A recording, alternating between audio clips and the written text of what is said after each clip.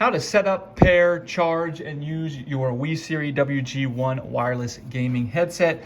Starting with how to charge it. Obviously, you're going to plug it in here. Now, when the battery goes below 10%, you will get a low battery. It will indicate it in the headset, and you can plug it in here. And this will be red, indicating that the battery is charging.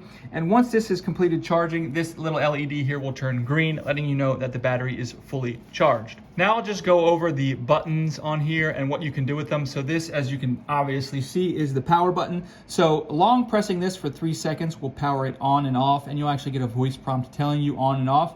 Now when music's playing, if you want to pause the music, or when it's paused, if you want to resume it, you're also just going to single click this power button.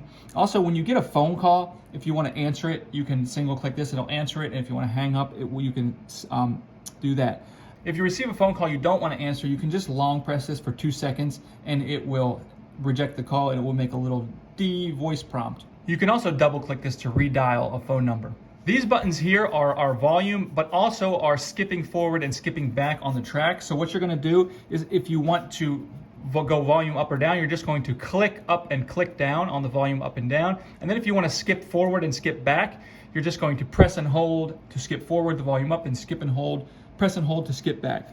This is our microphone button, and this microphone button, if we click it, it will turn the microphone on and off, and it will make a little audible prompt telling you that the microphone is on and off. But not only that, we also use this to toggle between Bluetooth and the 2.4 gigahertz dongle. So if you long press this for 2 seconds, it will toggle you between those two things. And the last button on here is the light button, and we can do 3 different things with this button. First of all, we can turn the lighting effects on and off by just single clicking it.